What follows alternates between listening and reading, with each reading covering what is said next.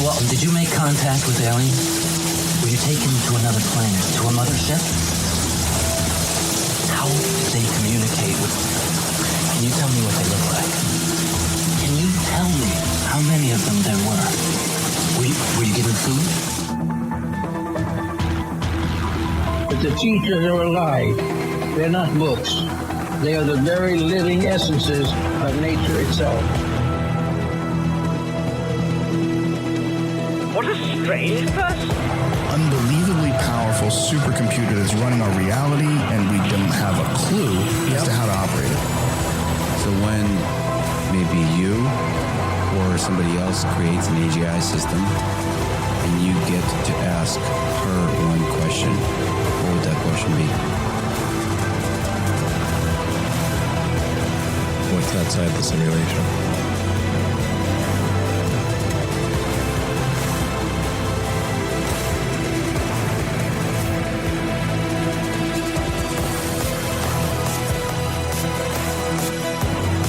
Say in your mind, say to yourself, I am more than my physical body, because I am more than physical matter. I can perceive that which is greater than the physical world.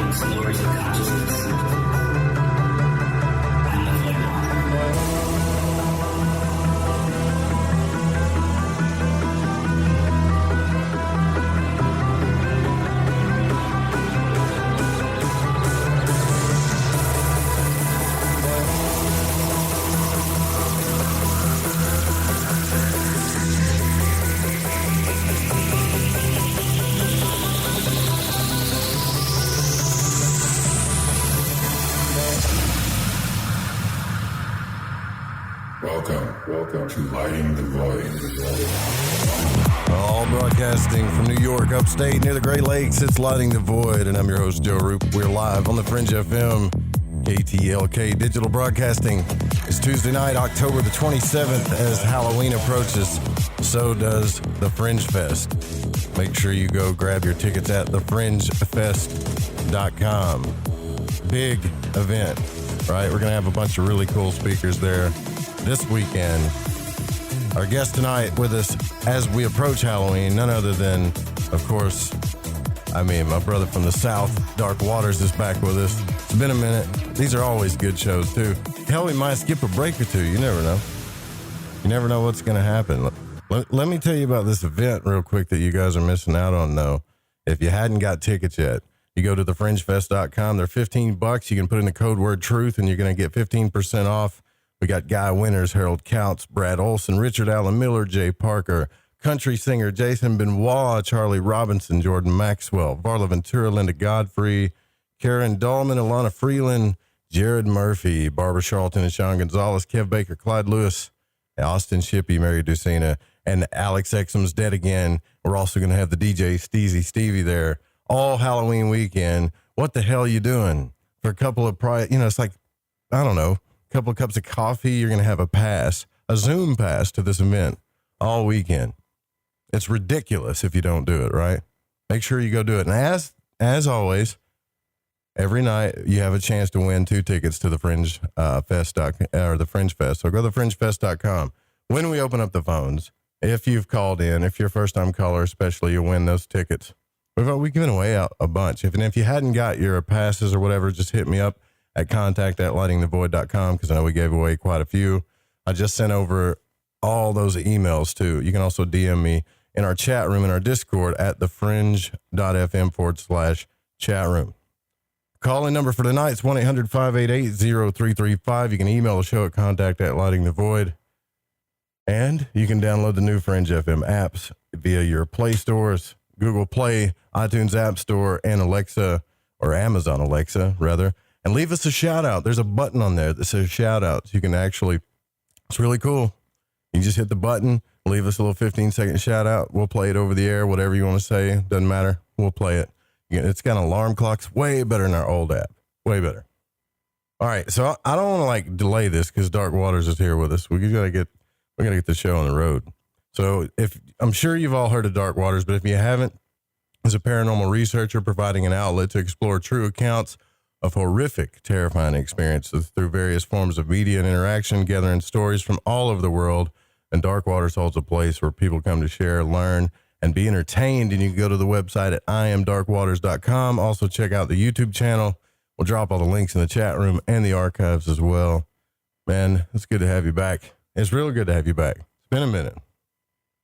Yeah, man, it's been a minute. And let me start off and say, I'm going to take responsibility and apologize and say I should have did a better job of keeping up with you over the past couple of months. And I'm about to start calling you and just harassing you, just making sure you're okay. Because you're one of my friends in the industry. And I kind of, I value relationships above everything else. And I feel like I kind of neglected ours a bit. We both been busy, but you know, if you need me, I'm here, baby. I don't give a damn how late I got to be up or what we got to do. I got your back, you know? Yeah, I appreciate that. And same here too. I know one time I called you one night and you was like, yeah, I'm just sitting on the porch smoking a cigar. What's up? You know? And then we like did a show that one night. It was like one of the first shows we did. It was pretty cool. Yeah. I'm sitting on the porch right now with a cup of coffee and a cigar nub because it rained on my other cigar today. And so now I'm down to a nub, which is it's challenging to do a show with a nub because you got to keep it lightening. But I'm excited to be with you and your audience and tell some scary stories and do my thing, man. So you just got to let me know where you want to start, what we're going into, and we can go ham. We can kind of go over what happened the last time I was on your show. Yeah. I don't know if you told your audience what happened the last time I was on your show. I don't know who I pissed off or what happened, but I started having like pains in my appendix and all kind of crazy stuff. Really? And I remember you telling me that. Yeah. You remember that? We were talking about demons and stuff though too. I think we got into that though. Yeah. We was talking some nasty stuff that night. So, that was wild. That was like a wild week after that. It went away. It only went away with a bunch of prayer. Like I was praying and it went away immediately. Like, you know what I'm saying? Like, it was like 3 days of prayer. On the second day, it went away and it hasn't hurt me again, but that was some wild stuff, bro. That was some wild and crazy stuff. So it was really painful. I'm about whatever you want to get into. Bigfoot, demons, monsters. I don't care. No, I don't want to get you all hurt again, but you know, that was pretty intense though. Cause we could talk like, I don't know. We've had a couple of shows where we talk about, you know, the power of prayer and Psalms and the religious stuff, but that stuff gets pretty deep, man. But right now, really, I just want to know lately, the stories, cause you get people that report stories to you all the time lately. What's been the biggest amount of stories you've been getting? I'm just wondering with all the COVID stuff and everything, if it's changed any type of these stories or everything's pretty much the same. Now, I'm going to tell you some of the stuff that I haven't told anybody. I got a lot of COVID death stories from nurses in hospitals. So back in January, I think we did a show, like a roundtable discussion talking about COVID-19 and what was coming and kind of trying to help people. And during that time period, I was talking to nurses all around the country about COVID-19. They were talking about the isolation wards that was being set up and all the stuff that was going on. Well, when it started to die down, which to be clear with everybody listening, there are no isolation wings in hospitals anymore. Therefore, it has died down. I don't care what the news is telling you. If you talk to the nurses in the hospital, they're not taping up rooms with plastic anymore and isolation wings for COVID patients. They'll treat them, you know, in the room regular because they know what to do right now. Well, when it all died out and started to die down, man, hospitals in New York, New Orleans, Houston, Atlanta, the nurses started calling me and was like, yo, D-Dub, you know, we got some freaky, weird stuff going on now because of the number of people who died and then some of the people who were murdered. And what I mean by murdered is, you know, they had those medical interns that come in that's not fully a doctor yet. They're going, what's the word I'm looking for? They are, it's not, well, interns will work. They're not fully a doctor, right? They're making their rounds and they're learning to be a doctor. Well, it was so much stress on the hospitals that a lot of those guys were coming and just doing stupid stuff and people were dying, right? One story in particular comes from a lady who's one of my favorite people on the planet, and she's been one of my biggest fans and supporters. And her wing of the hospital is a female wing. You know, in hospitals, they don't have men and women on the same floors, and particularly because they don't want men walking into women's rooms. Well, this lady had been there for a while, and she kept on telling him there's a man that comes into her room in the middle of the night. And she's telling the nurse, you know, we got to do something about this guy who keeps coming in my room at night. And so she's talking to her. She's like, well, darling, you know, what man is coming in your room? Because there's not supposed to be a man on the floor. You know, is it another nurse? And she's like, no, he's a patient. And, you know, he has this robe on. He has a nightgown on, a hospital gown on. And she was seeing this guy over and over and over. And then other people who were in the hospital, other females, were starting to see this guy. Turns out, once they finally gave the description, it was the description of this gentleman who was on a floor above them during the coronavirus outbreak. I mean, like the mad, fevering pitch of it. And he ended up dying in the bathroom on the floor, right? You know, normally the nurses go in and check on him and all the time. Well, for whatever reason, this guy left and went to the bathroom and died in the bathroom on the floor, and nobody checked on him because they were so busy. And he was just like dead in there for a couple of hours, just on the floor dead. And everybody in the hospital, all the females in the hospital, had been seeing that guy since he died, right? Crazy, insane stuff. Then there are other rooms where multiple people died, where they've literally had to have priests come in and bless the rooms because the patients that they were putting in there were getting scratched and touched and punched and kicked.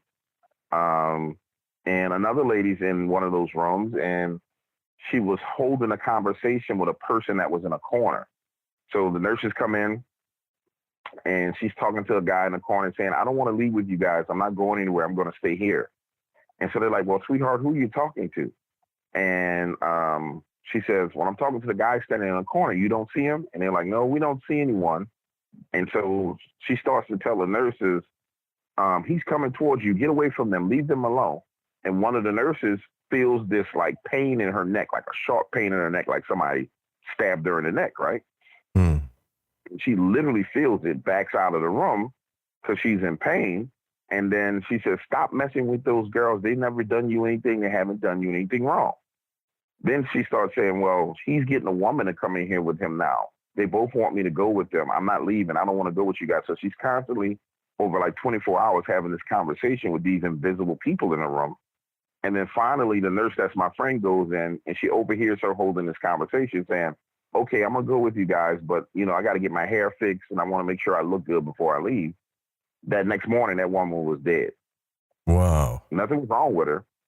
Like, she had recovered from COVID, but she was dead, right? So you got crazy, insane stuff going on in these hospitals based on the activity from coronavirus that just recently happened. Another story from New York, I think it's Mount Sinai Hospital. They were coming into a room to check on one of the patients, and she's literally standing on the windowsill in the hospital. And if anybody who's been in a hospital, you know how thin those window sills are, right? It's not like it's a huge, like, windowsill like in a house. It's a thin windowsill. She's standing on the windowsill, but instead of, like, facing the window looking out, she's facing the room.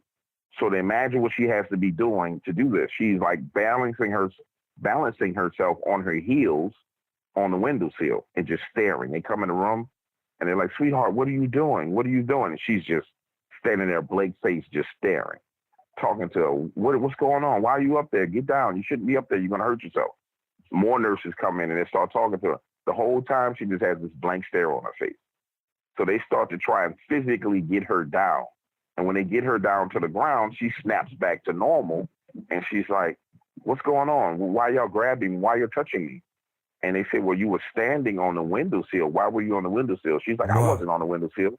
I was in the bed. What are you talking about? She's argumentative with them and arguing, saying, I wasn't on the windowsill. I was in the bed.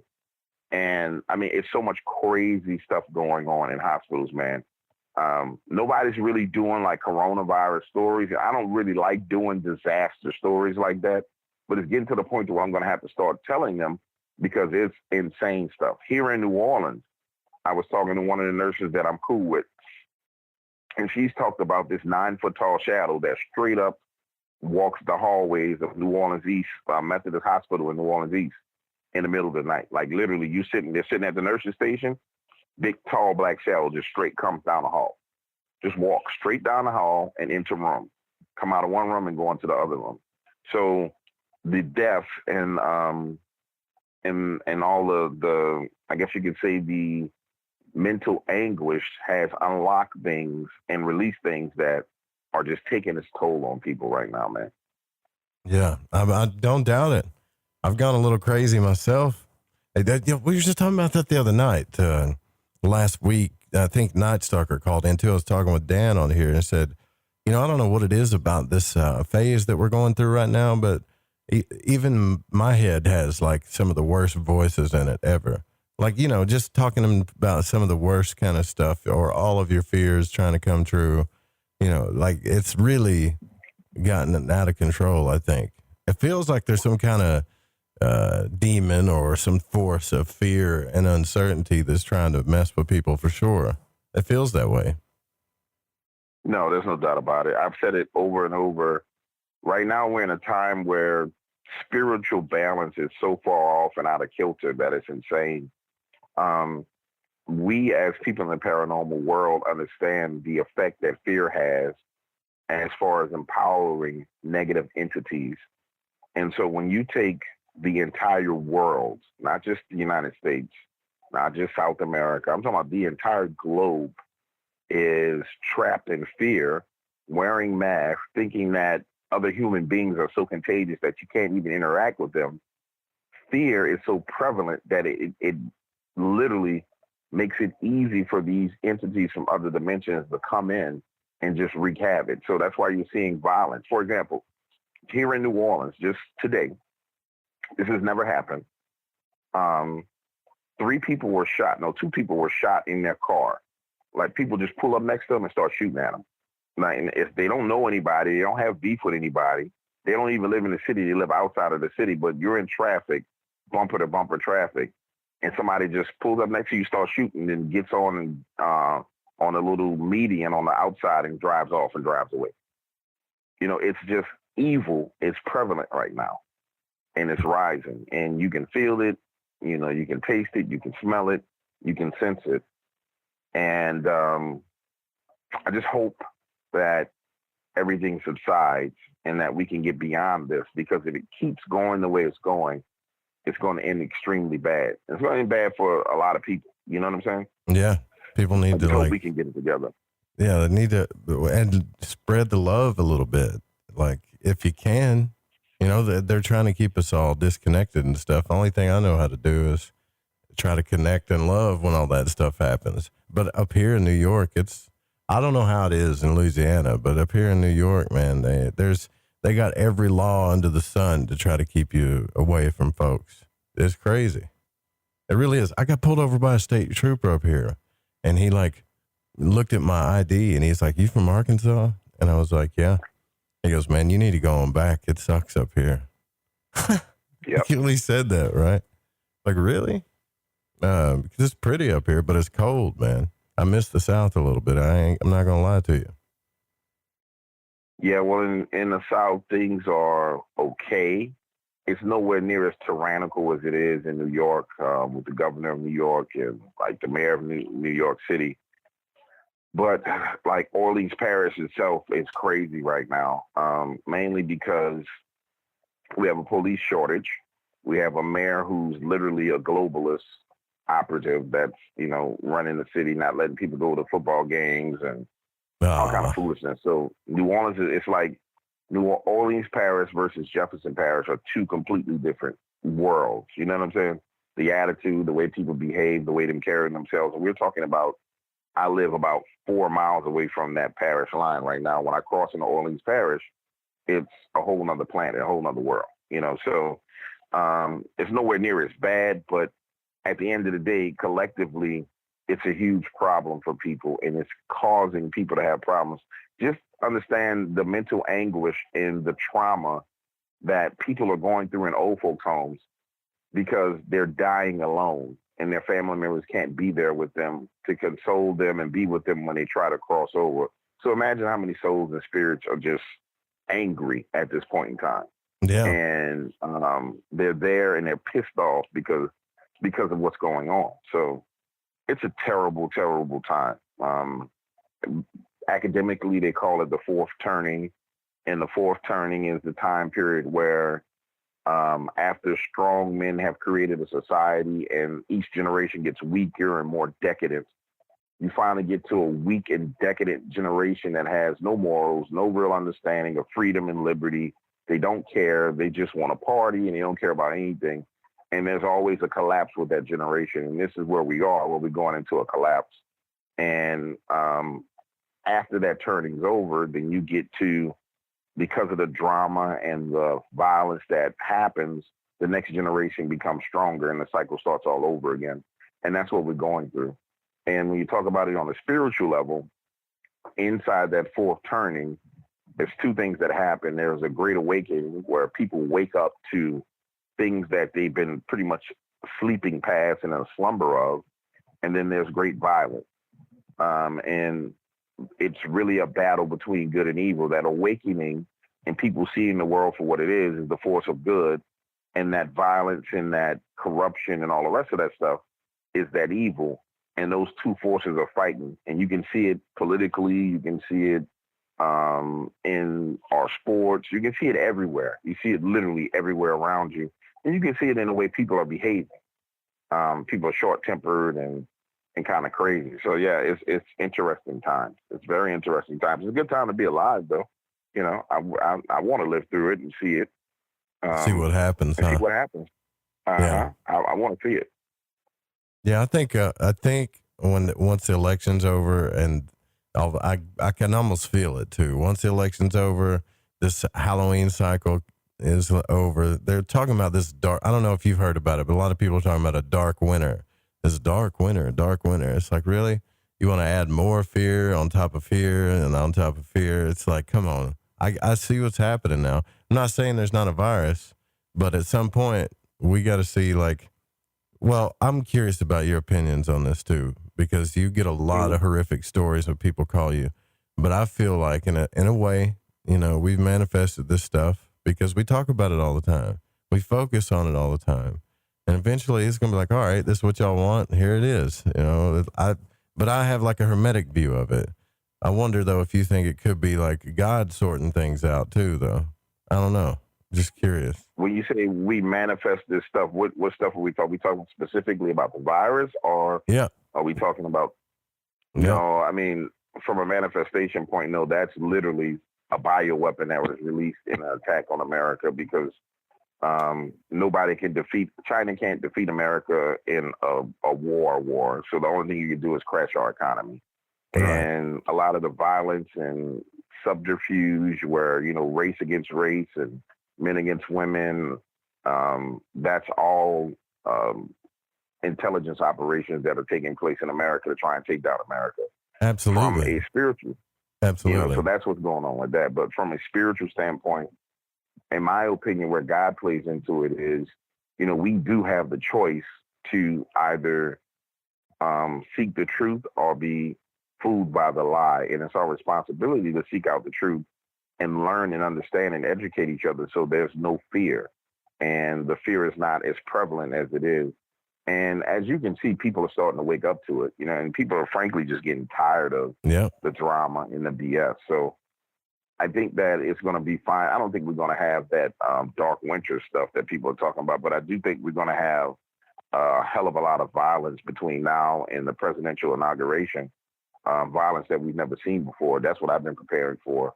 And things that are going to happen, like certain cities, truck drivers are not going to want to go to because they don't want to be beaten and abused trying to deliver food and supplies to some of those cities. So I think we're going to have that. The whole dark winter thing where literally the Dark Winter was an exercise, a globalist exercise. I actually have that on my website. If you go to iamdarkwaters.com and search Dark Winter, you can literally download the PDF of what Dark Winter is and their plans for like forced vaccinations. And it's literally like a media plan and the whole nine about, how they're going to sell people on a shortage of vaccinations and all the rest of this foolishness.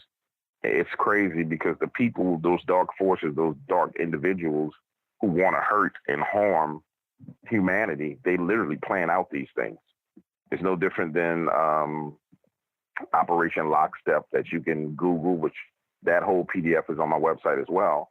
You can read Operation Lockstep and it describes the coronavirus rollout to the T. So if you know where to find information, you can read it and be prepared for what's coming.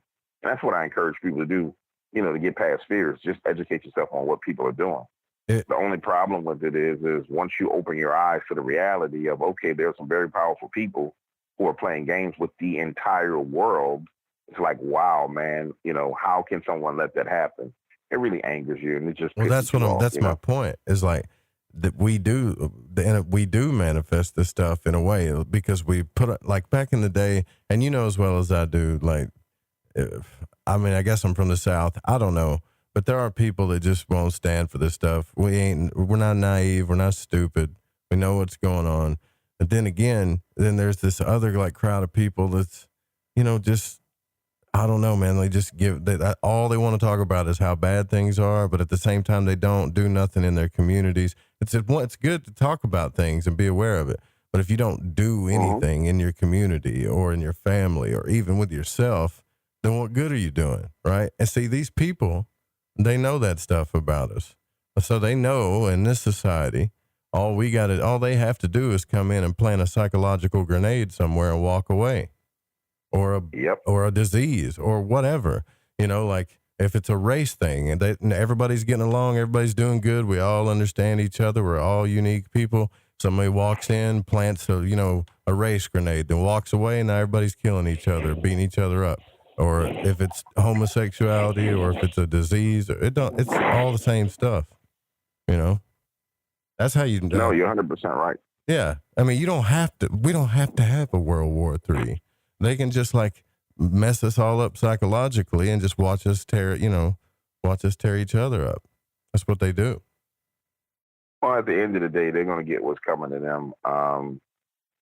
And I just think the concept of destroying humanity and turning race against race, father against son, mother against daughter, and trying to destroy humanity, and to think that you're going to get away with it, those elite people, which is not really a large group of people, to believe that, for example, coronavirus was a real bioweapon, but it wasn't as deadly as some of the other weapons that they have, to think that they would believe that they can release something stronger and kill people's children, kill their wives and their husbands, and that the truth is not going to get out, and that people are not going to literally dig them out of their bunkers around the world. For them to believe that they're going to survive that is insanity. It's total insanity, because if I have the knowledge of the fact that you released a disease that killed my sons, and I know it's you that did it, oh, trust me, I'm coming to find you. I might die in the process, but you took everything from me anyway. And so all you do is create millions of people with nothing to lose. And when people have nothing to lose, man, you literally are in trouble. So in one way or the other, they're going to get what's coming to them, and it takes a specially dark soul to do something like that. And whether it be hell that awaits them, or whether it be the hell of millions of people tearing them to shreds, they're going to pay the price for it one way or the other. I wouldn't want to be in their shoes under any circumstances. I really wouldn't. Because there's a lot of people who know what's going on. They're not talking. They're not saying anything. Mm-hmm. There's guys that I know that are ex-team guys, SEAL teams, Delta teams, and they know what's going on, and they have intel on where people are, and those guys are just sitting back, chilling, like, if it goes to hell, I'm not about to fight Antifa in the streets. I'm just going to go pull up on this guy over here and deal with him. You know what I'm saying? So they're not lost in silly souls and spirits. On another note, I'm going to tell you something, Joe, that we got to talk about offline that I'm really, really excited about. We just launched this project, and this is going to lead us into Dogman and some crypto stuff, called dogmancams.com. I don't know if I had the opportunity to talk to you about it, but it's literally live streaming cameras in locations where Dogman encounters have been. We're starting off with a bunch of my witnesses. Lon Strickler's getting on board with a bunch of his witnesses. And it's a website where people will be able to log in and actually physically watch those streams. And these are vetted locations. It's not like, oh, we just put a camera on a tree in the woods to try and, fool anybody. These are locations where, for sure, there's activity. And so the focus is to try and find evidence of these cryptids. And then on the back end, we're setting up partnerships to get that evidence immediately to all of the people in the industry for kind of as a safety gap measure. So if we get a real good video of Dogman, it's not staying on the server, it's shooting out to everybody. So imagine, you get a image of Dogman running across the screen or walking across the screen, and it goes out to everybody who's in the paranormal industry. Not worried about, oh, this is my footage and this is, it's like, look, we want to get the truth out. Boom. It went to everybody. And everybody gets it at the same time, and everybody starts talking about it at the same time. It's going to be a revolutionary project that's in the works. And when I say everybody, I mean TV producers, people like you, other, people from coast to coast, like everybody. There's literally a list with everybody's email address to where when it happens, boom, it's gone out to everybody. If it's Dogman yipping in the woods, or if it's Bigfoot howling, that sound's gone out to everybody. Boom, immediately. So that launches in 2 days, huh? Like in a couple of days, Halloween weekend, huh? Yep. Halloween night it launches, and it's going to be phenomenal because this is one of the first times that anybody's ever attempted to pull a large group of people together in the industry to try and get to the truth. And, my experience in the industry has been one where I was kind of like accepted and rejected and told I was fake, and then overall overwhelming acceptance. And what I learned from that experience and what I brought to this project is, hey, man, if you can get all the voices on the same page talking about the same thing, we could get to the truth. And there's always going to be people who kind of like, oh, I don't want to be involved in something like that. Oh, I don't know. But nobody's going to turn down some damn good evidence. You know what I'm saying? Well, they're not going to turn that down. Yeah, because one of the first Dogman stories I ever heard from you was the Lockett Ranch one. That was insanely scary, man. It was like one of the scariest stories I ever heard of just being surrounded by Dogman. And it's like, I don't know if I would have been able to handle that mentally after something like that happened, but it just doesn't sound made up at all, and then they got the shot. I know Lon Strickland put something up on, I think it was Nexus or something. He said it was a Sasquatch, but that very well could have been a Dogman. It wasn't a bear. I don't know what it was, but I hope you guys, that would be cool if you guys actually do like catch one, or like catch it live or anything, or just any kind of evidence, right? I mean, that would be pretty epic. You're setting yourself up for it, for sure.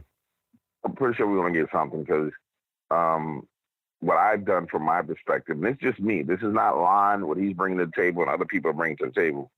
I've went and talked to people who I know have had prolonged activity on their property, both prolonged Bigfoot and Dogman activity on their property for 5 years or more since I've been in the game. And those are the people that I've negotiated to have cameras on their property. And as we bring more people involved in a project and they bring their super duper credible witnesses, it's a win-win for the witness because they get revenue from the camera lease being at their location, right? So we're not just saying, hey, put the camera up. We're saying, look, we're going to pay you a lease to lease your location for this camera. So they're making some money. And then they get access to that camera. So instead of them being afraid at night, they got a camera that they can access on their phone, and it has night vision. And instead of having to look out of the window, you just log in on your camera on your phone and look and see what's out there. And what makes it significant is because now you have so many eyes looking at it. You got the homeowner looking. You got the people who pay for their subscription on the website looking. You got us looking and searching for evidence. So not everyone's on the same page because everybody's incentivized to be on the same page. You and I've had these conversations over and over again about the industry and, how monetization in the industry, and people believe that oh, everything should be free. Well, the reason why we haven't gotten to the truth is because people didn't allow the money to flow freely into the industry.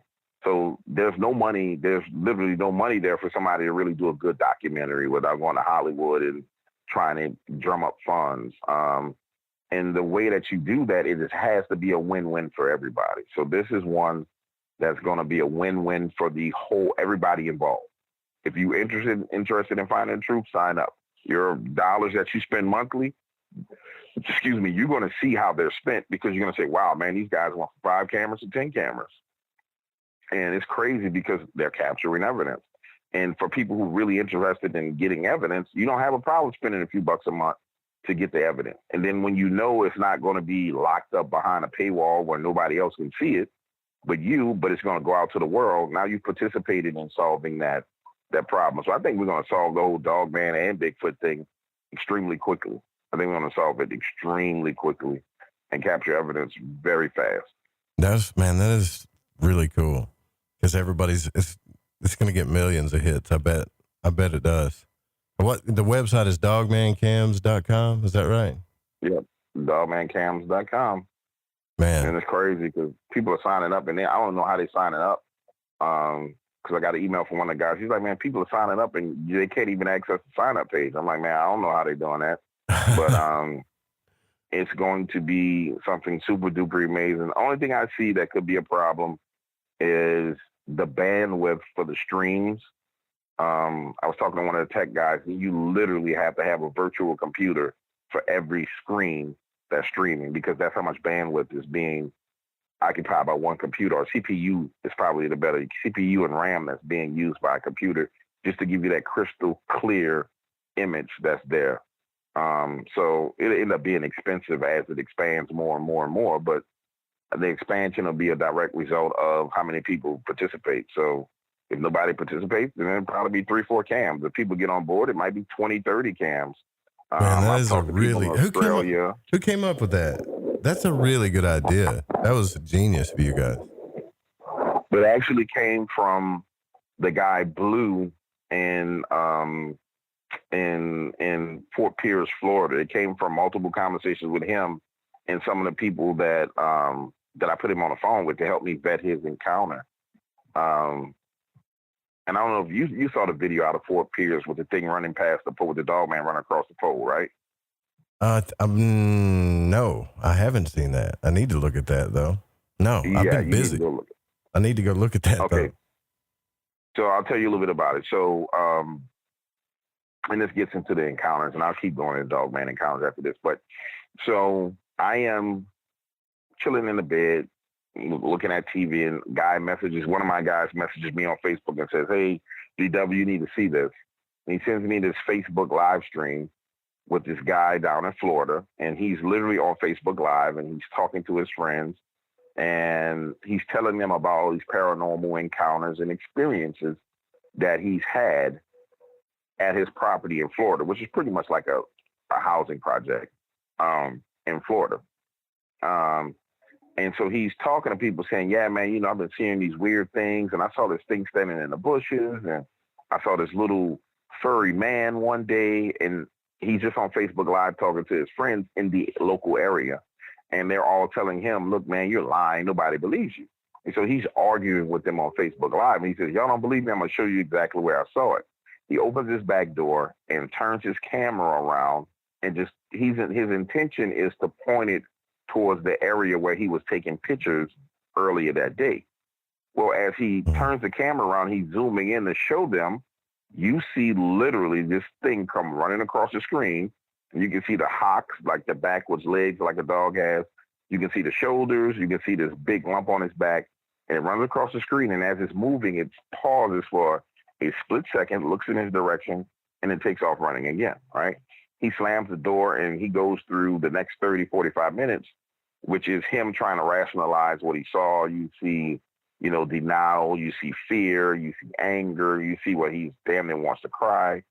And I watched the video, and I'm like, man, this guy is literally a living example of what a true witness goes through when they encounter something that doesn't fit their mental context. And what I mean by context is each of us has kind of these buckets where we compartmentalize things in our mind. Like you have kids, and kids are supposed to behave this way, and they're supposed to go to school, and they're supposed to do that.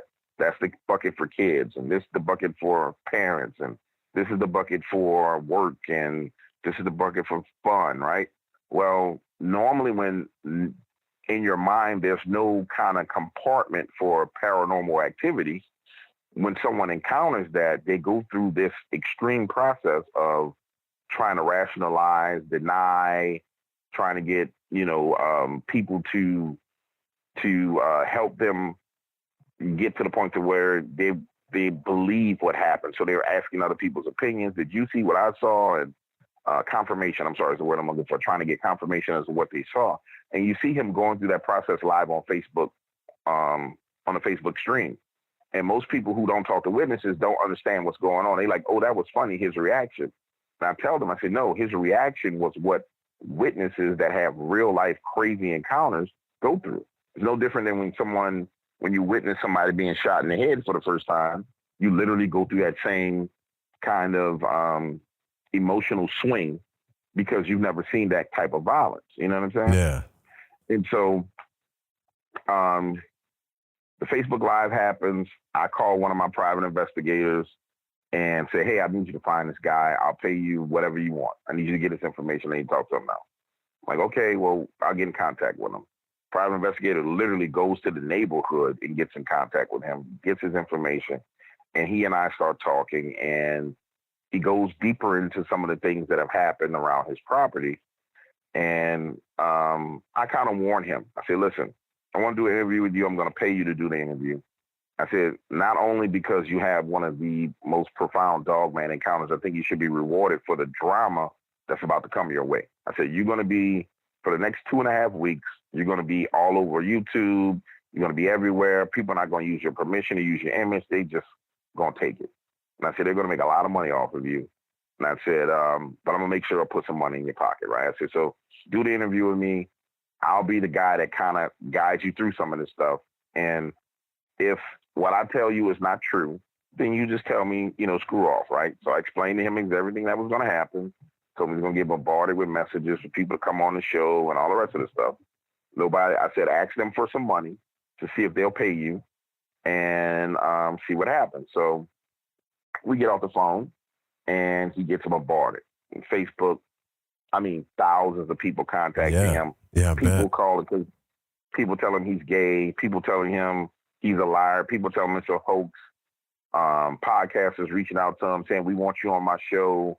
He says, well, hey, man, what are you willing to pay me to come on your show? They're like, well, we don't pay people to come on the show.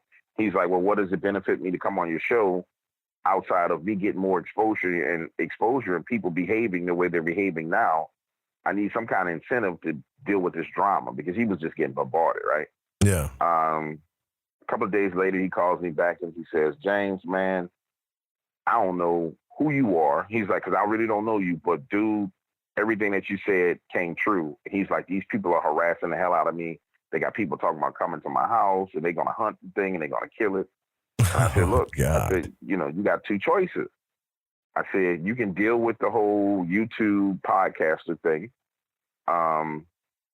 and deal with the perpetual drama because every time you go on a show, it's going to drum it back up and people are going to start contacting you. I said, or you can just take your evidence and go on television and sell it to the TV networks, get it out to the public to where you'll be safe because now it's in the hands of those producers.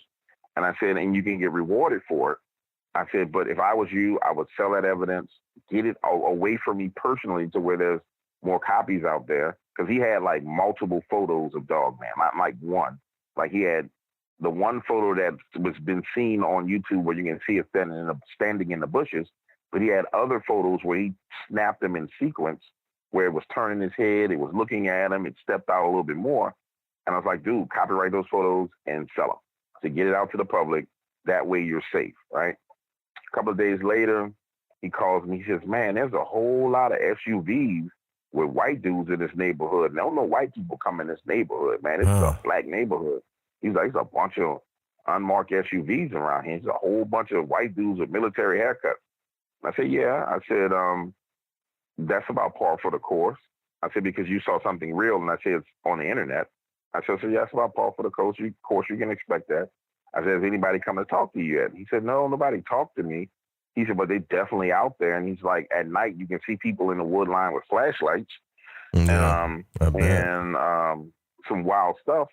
I'm like, yeah. I said, you'll be fine. I said, because the information is out public. It's not like you're holding on to it. The Facebook live stream really saved you a lot of drama. I said, because you caught it and it's out there. I said, so at the end of the day, you should be fine. Well, the following day, someone from Fish and Game comes over, knocks on the door, wants to see the footage, wants to see his pictures. And they said they're going to do an investigation. They go into the wood line, they walk around, they take the photos, go have them analyzed, take the video, has it analyzed, come back a couple of days later and say, yeah, you definitely saw something, whatever this is, it's real, but we don't know what it is. We believe it's probably an unknown primate, right? And he says, okay, cool. They go about their business. They don't harass him. He ends up going on Paranormal Caught on Tape or Film. I think that's the name of the show. It's on the Travel Channel and a couple other shows, right? That's kind of the summary of the story. Now let's go back deeper into it and chunk down more. Prior to this incident where he caught it on film, he had been getting this feeling that things were watching him, you know, when he would sit on his back porch and smoke his cigars. I mean, not cigars, his cigarettes. He got the feeling that something was watching him from the tree line.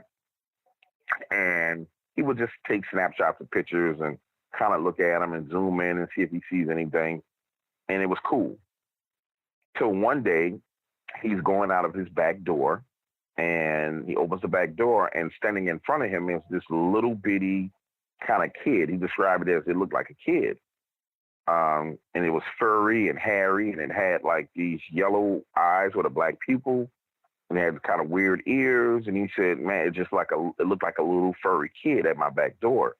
And he said, when I looked at it, I did my best to keep my eyes on it. I didn't want to blink. I didn't want to turn my head. He said, this thing kind of looked at me directly in my eyes, and it stood extremely still, like it was trying to hide right there in front of me. And he said, dude, as soon as I blinked, it took off running and it was gone.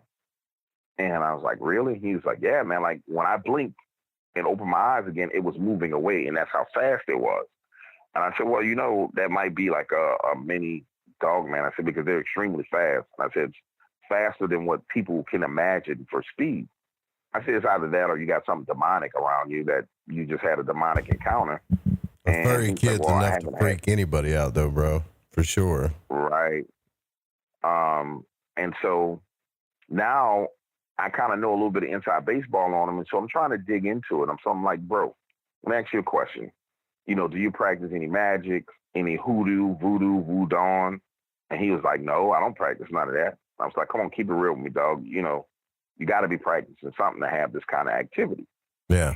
And we go back and forth. He's like, nah, I don't practice any of that. I said, okay, well, something happened that you're not telling me, bro. I said, because you're having too much activity where things are coming to see you, and I need to know. He goes into another story about him in the bathroom taking a shower, and he had a friend over at his house. He's in the bathroom taking a shower, and he has one of the, you know, in the bathroom, you have that little small window in the shower, like in the horror movies where the window fogs up and something's leaning through the window. Well, it's literally that scenario. He's in a shower, it's hot, it's steamed up, and he sees this shadow outside the window, like someone's outside the window. And so he starts wiping the window to look, and all he sees is this black figure move away from the window and run off in another direction. Well, he gets mad. He goes out into the living room and says, man, why are you out here messing around while I'm taking my shower? And it's like, what are you talking about? I've been sitting. In fact, it was two people there. It's like, what are you talking about? We've been sitting on the sofa watching TV. Nobody harassing you in the shower. What are you talking about, right? And so he's like, well, something was outside the window. After that, he went to go take, and this is crazy, he went to go to the doctor, and they told him he needed to get a vaccine, right? I forgot what the vaccine was for or whatever it was, but he takes this vaccine, and it makes him sick. I mean, like, deathly sick. Comes home, and he's sick for days, like days and weeks, and lays down in the bed, and he literally can't get out of bed. That's how sick he is. And I believe what happened is he died from whatever that was, and he came back because he started describing a near-death experience. Like going through this tunnel of light and seeing these things in this tunnel and all this other stuff. And then he woke up from that and he felt better. And it took a little while to get his strength back, but he was better.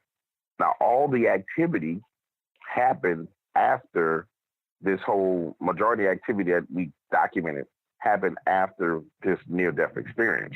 And I had been trying to figure out, man, why does weird stuff seem like it's attracted to you? And I'm going to go into more stuff so you guys understand what I'm saying. So keep up with me here.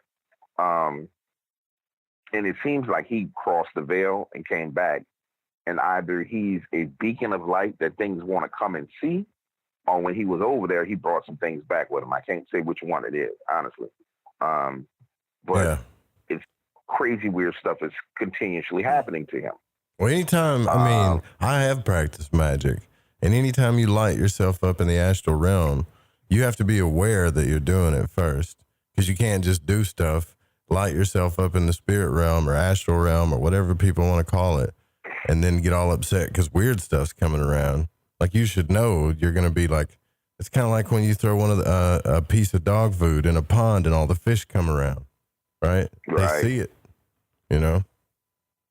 That's what it is. I don't think he did this on purpose, because he just, talking to him, he just seemed like a genuine hood dude. You know what I'm saying? Like, he ain't about none of that. He's not about magic. He's none of that. Yeah. I questioned him over and over and looped him and everything. I just think something weird happened and he died and came back. Could be, yeah. Another incident happened. All this stuff has happened since, the stuff I'm telling you now has happened since that video. He had some friends over at his house. He goes in the bedroom to go to sleep, and he hears this kind of rustling noise in the middle of the night, like people bumping over furniture. Wakes up the next morning. Those two people are literally on the sofa facing his back door, kind of holding each other, huddled together, like staring at the back door. He says, "What the hell wrong with y'all?" And they said, "Man, something was in your house last night. Somebody was in your house." He's like, "Wasn't nobody in my house. I didn't let nobody in my house." They're like, "No, somebody was in your house last night and we about to go." And he's like, "Well, what happened?" And they explained to him that about 3 o'clock in the morning, they're there sitting down watching TV, and this gigantic black shadow, excuse me, I'm drinking coffee, guys. I'm sorry about that. This gigantic black shadow appears at his back doorway and starts hissing at them. Like, literally just hissing at them. And he hisses at them and stands there literally until he comes out of the bedroom. The noise that he heard in the middle of the night was them jumping and twisting and moving, knocking stuff off the table because they were so afraid.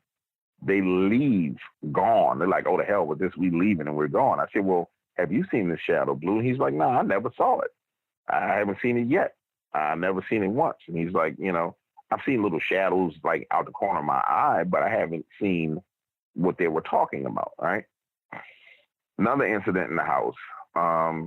Some friends come over to spend. That's actually family comes over to spend the night, and he's in the bedroom in the back on his kind of doing like on a, not Skype, but whatever you call it, the app that you use where you talk to people with a video call, and here's people in the front room kind of freaking out, and comes on. He said, "What's wrong with y'all?" And he's like, "Well, we just saw a little boy in the kitchen." "What do you mean you saw a little boy in the kitchen?" "There was a little boy in your kitchen, just standing in your kitchen."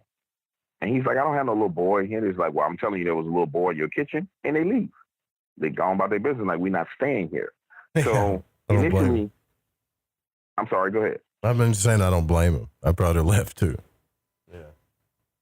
Yeah, I mean, I told him I ain't coming to see him unless I got to come down over some foolishness that he ain't do what he said he was going to do. But so initially I thought talking to him, this was all about, Dogman and Bigfoot, because he's literally sent me pictures where you zoom in and you can see a Bigfoot face.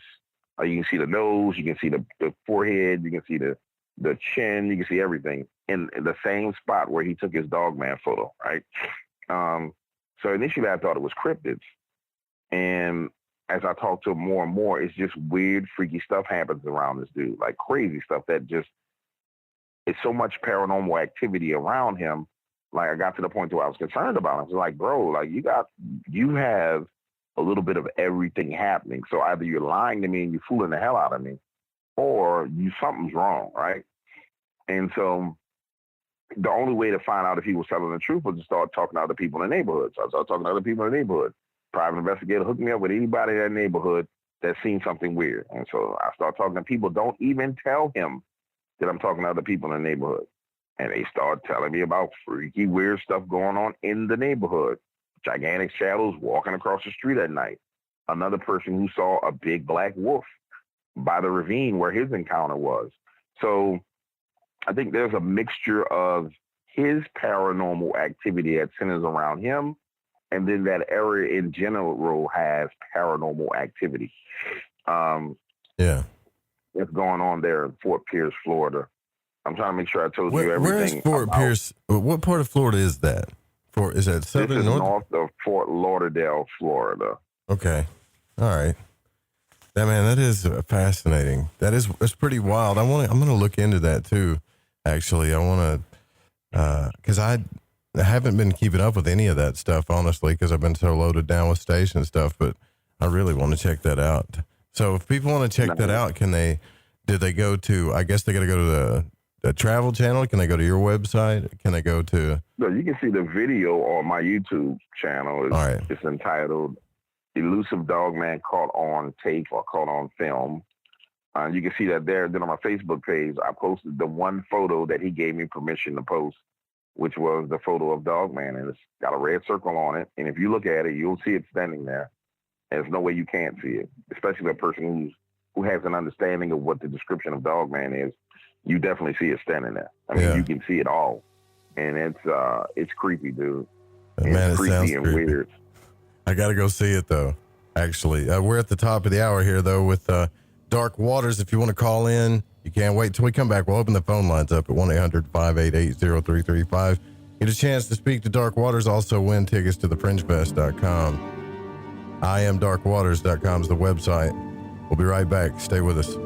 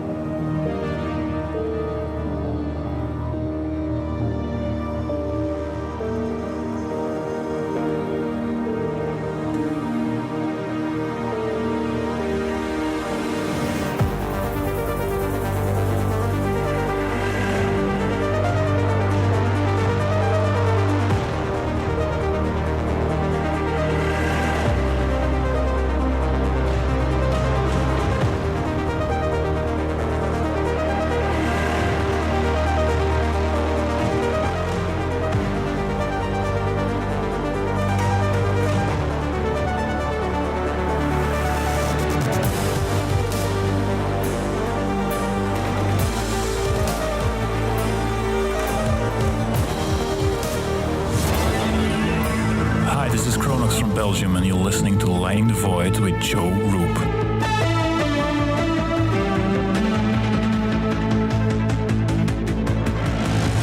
This is the Rogie Report News on the Fringe FM. I'm Jess Rogie. NASA recently made a statement about water being on the moon. That's right, water. Water on the moon. Who knew? NASA's Stratospheric Observatory for Infrared Astronomy has confirmed for the first time water on the sunlit surface of the moon. This discovery indicates that water may be distributed across the lunar surface. NASA's Astrophysics Division Director Dr. Paul Hertz explains. Several studies have showed that water on the moon's surface is in its permanently shadowed craters. Today, we are announcing that for the first time, water has been confirmed to be present on a sunlit surface of the moon. This is exciting because the expectation is that any water present on a sunlit surface of the moon would not survive the lunar day. This discovery reveals that water might be distributed across the lunar surface and not limited to the cold, shadowed places near the lunar poles, where we have previously discovered water ice.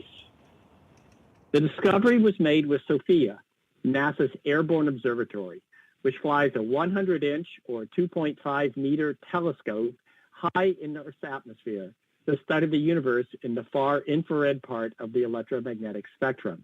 This discovery raises new questions about how water is created, and how it can persist in the harsh, airless conditions of the sunlit lunar surface. This discovery, of course, is of more than just scientific interest to NASA. With the Artemis program, NASA will land the first woman and the next man on the moon in 2024 and establish a sustainable human presence by the end of the decade. At the moon, we will prepare for human exploration of Mars. Water is a precious resource in space, but we want to know everything we can about water on the moon. One of the things we don't know yet is whether the water detected by Sophia on a sunlit surface is accessible for use as a resource. According to Jacob Bleacher, Chief Exploration Scientist for NASA's Exploration and Operations Mission Dictoriate, says water is a valuable resource for both scientific purposes and for use by our explorers. If we can use the resources at the moon, then we can carry less water and more equipment to help enable new scientific discoveries. This is the Rogie Report News on the Fringe FM. I'm Jess Rogie.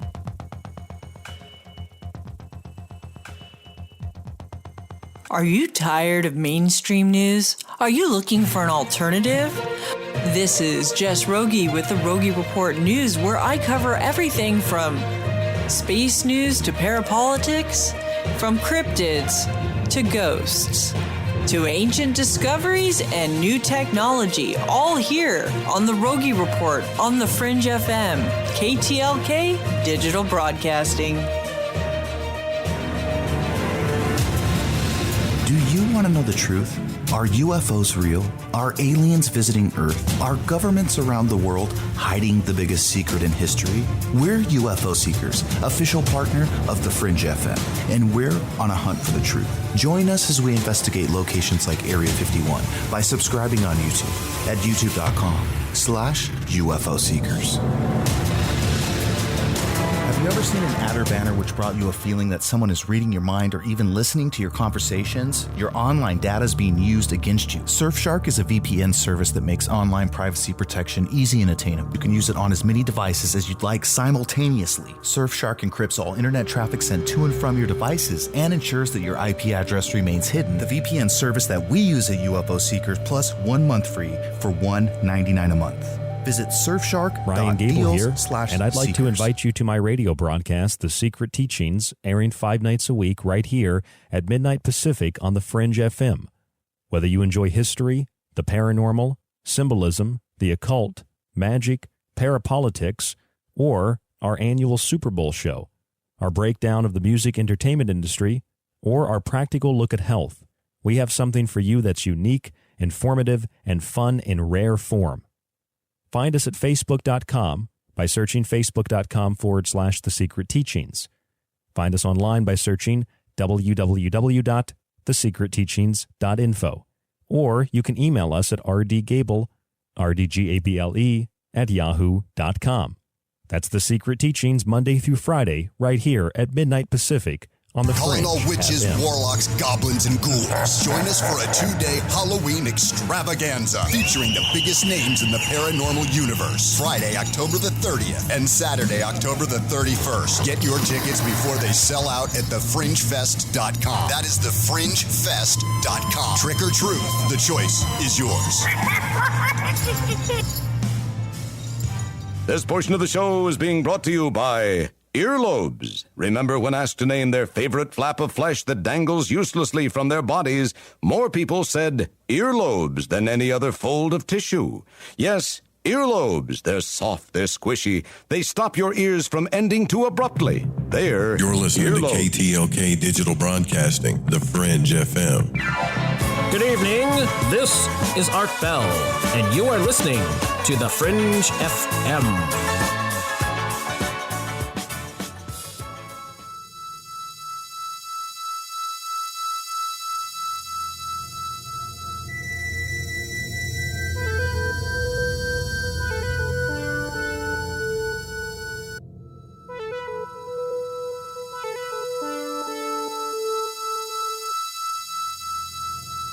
So call Joe, pick up the phone, dial 1-800-588-0335, toll free from the United States or Canada.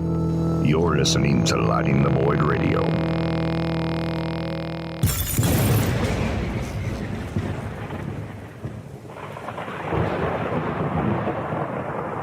Dark Water's our guest tonight.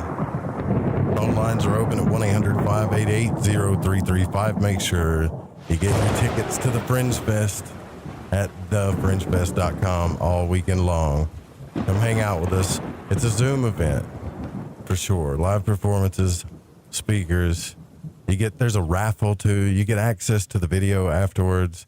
I mean, it's totally worth it. It's way worth it. But by the way, I think people are curious too, like, are you going to be on video? No, you're not.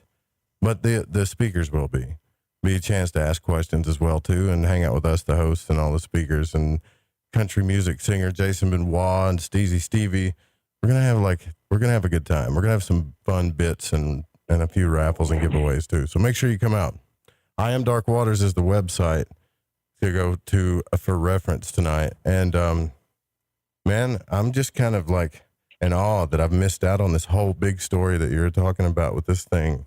Like, I've had my head down so much I missed all of it, but I still think that those types of things happen to like certain types of people, right? Like, I don't think it just happens randomly, or because I know you say because maybe somebody practiced magic or something, but I don't know.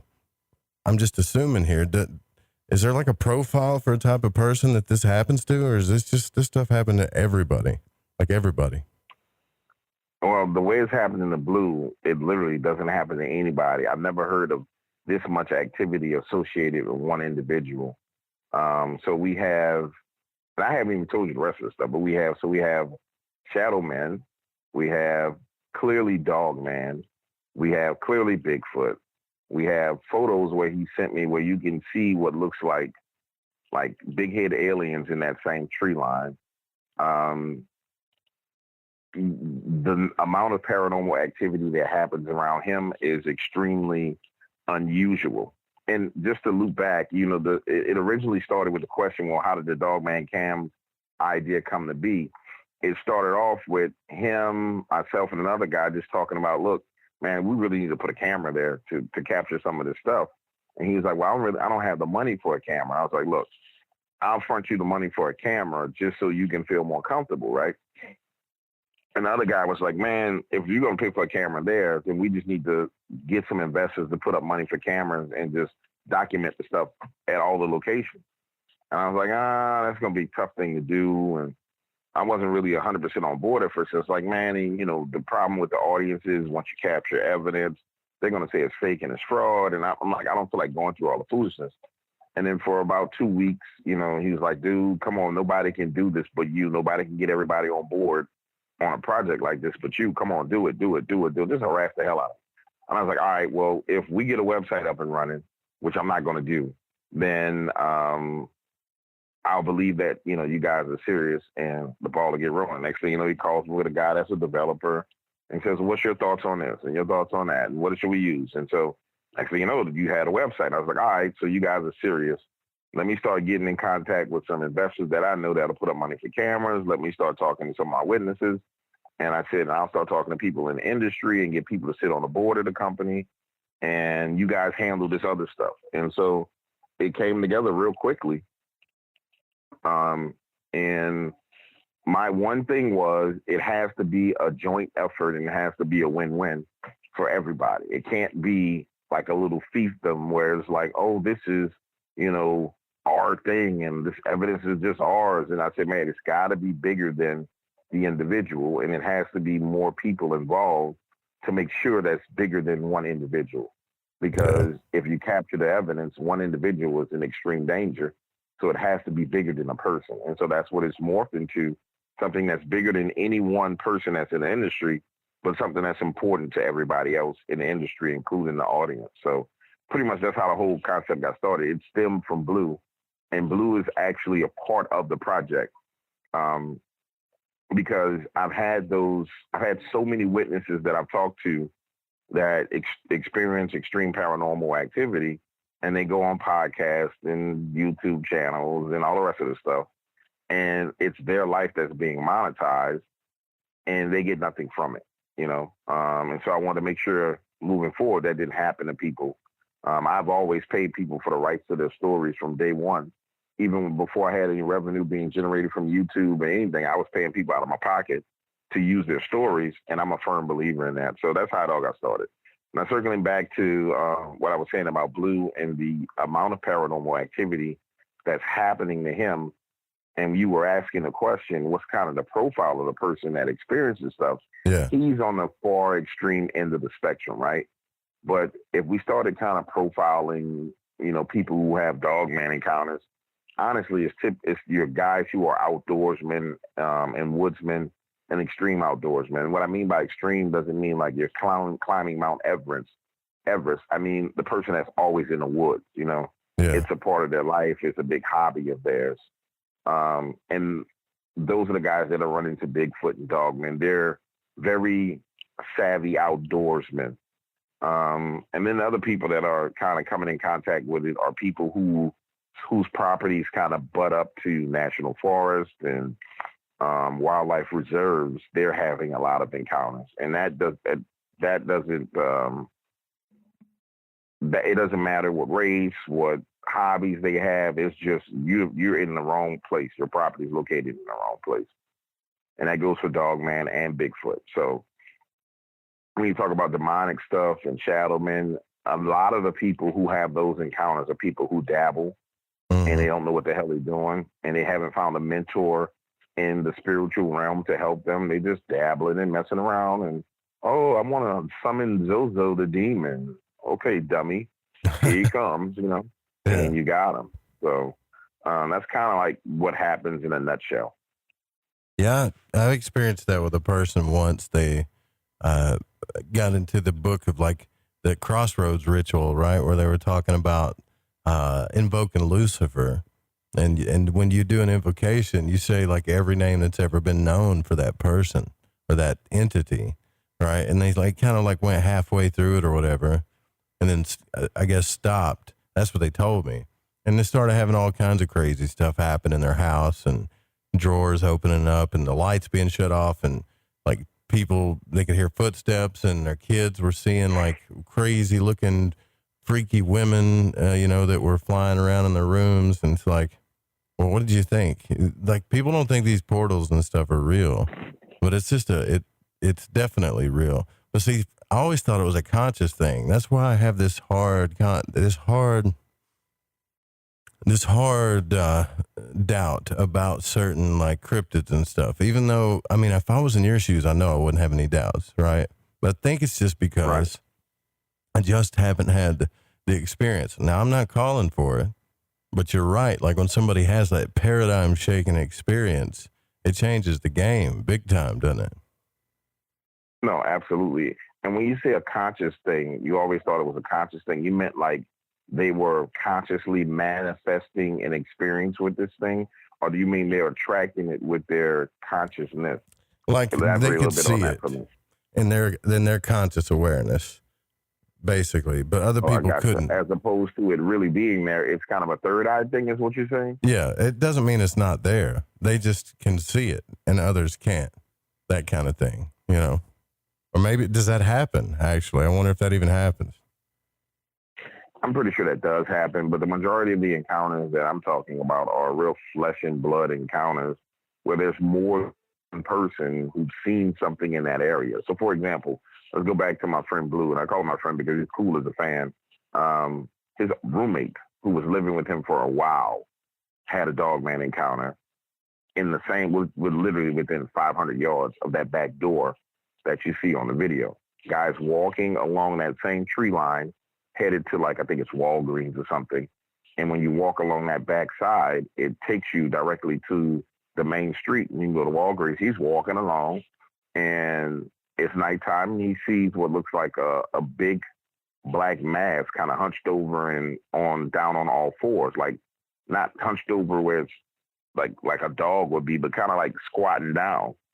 And he said, man, this thing stood up and it was 8-9 feet tall, and it was a big black wolf, and it just stood there and looked at me like it was surprised that I was there.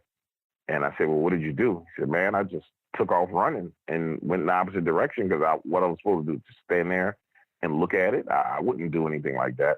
So when we start talking about like a conscious thing where only an individual can see it, I'm just making sure I'm on the same page with you, where only one person can see it because they have this conscious awareness. I'm pretty sure that's possible. But in these cases, we're talking about multiple people in the neighborhood, in the area, having experiences. So it's not quite that. It's something that's physical, that's there, that more than one person can see. When we start talking about, like, in the case of the COVID patients that were seeing, things in their room or individuals in their room, for some reason, only that person could see it. The nurses couldn't see it. And so that might fall in the realm of there's consciously something going on in their conscious, or the third eye being open, where they can see something that everyone else is not seeing. But when we start talking about the cryptid encounters, my cryptid encounters, can't speak for anybody else. These are people who are seeing things, and other people are seeing them as well. Well, I know when I was, the last time that ever happened to me was, I believe my son saw something out in the front yard once when he was little. He was like 12 or maybe younger than that. And he said he saw like this black shadow. And I saw those things when I was a kid too. And you could tell like that it was real because of how frozen he was, Like I was at the front door. He's at the tree and he's looking at me and he's like, Dad, there's a black shadow there, Like he was just, and I said, well, don't look at it. Look at me and come towards me and just pretend it's not there. Right. But that's my point. Like, I don't see those things anymore. But when I was a kid, I did, That just makes me wonder how things get manifest sometimes. Like if some of these creatures are actually coming through things, or if they actually just live in the woods, right? I mean, where does the Dogman live? What does it stay in? Where does it sleep? Do people ever, do you know these things? Do people ever talk to you about this stuff? Yeah, I've talked to people about where they hunt, how their hunting patterns, what they do, where they sleep. No, I can't answer that question. I do know from my sit-downs with the people in Taylor, Mississippi, that on their property, there were these kind of structures that were built it's like tunnels into the ground, but kind of imagine like a hunting blind where you like take bushes and all the rest of the stuff and you form like a little area for you to hide into. The same thing, except for it's tunneled into the ground, where there's a gigantic hole in the ground, but it's covered up by branches and leaves, and it's just a little portal, like a little opening where something can crawl into, but it goes underground. That's the only answer that I can have for that based on what people have told me. But the other things, like their patterns of hunting patterns, like ambush predator patterns, where they pretty much stalk things on game trails and ambush them on game trails, whether it be from the bushes or from in the trees, that is definitely something that they do. Yeah. So tell me the difference then, because I'm on your website and I see this story about the black dog. Now, is that different from the Dogman? Is that something totally different? That's essentially a hellhound is what that was. Okay. Magic involved with that too, or no? No, it was just a kid who was on his way home and ran into a big old black dog that was misty and kind of transparent, but like this black mist that was in the middle of his catwalk. And he was so afraid he hopped the fence to try and get away from it. And he needed to get home. And so imagine you're walking down like a catwalk or alleyway that cuts from block to block in a neighborhood, as opposed to having to walk all the way around the corner to get to your house. You can just cut down the center of the neighborhood or the street and make a right or a left from one street to the next. It's just a little catwalk. Well, he's rushing home from hanging out with his friends because he wasn't supposed to be out late. His parents left him at home by himself. And he runs into that thing literally in the middle of the catwalk and gets so scared he didn't want to run in the opposite direction. He just wanted to put something between him and it. And so he hops a little metal fence kind of slams into the neighbor's house, and he's keeping his eyes on this freaking misty black shadowy dog when that particular neighbor turns on a light and starts screaming at him out through the window. And so he takes off running, hopping fixes, headed home, thinking that this thing is following him all the way home, but it didn't follow him. So that was nothing more than a hellhound encounter that he really had. And there's been plenty of those down here in New Orleans where people had encounters with those black dogs out and about. Is there something like that hasn't happened in a long time? Like, is there any of these entities or creatures or stories that seem to dissipate over time? Like black-eyed children, or I haven't heard much about them lately. Is there anything that, I'm just curious, they could possibly be going away or just kind of dissipating?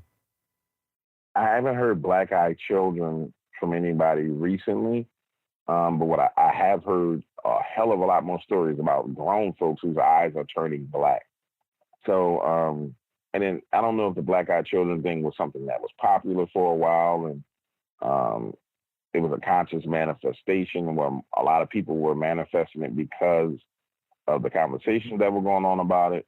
But that's one thing, honestly, I haven't had a bunch of stories about at all. Not over the past 3 years. I think, what were 2020, 2017? Yeah, not since late 2017. No, early 2017 have I had anything like that. So that's one thing I could say is kind of fell to the wayside. It doesn't mean that people aren't having those encounters. And I'm pretty sure that if we asked the audience, had they had a black-eyed kid encounter, somebody would come forward with it.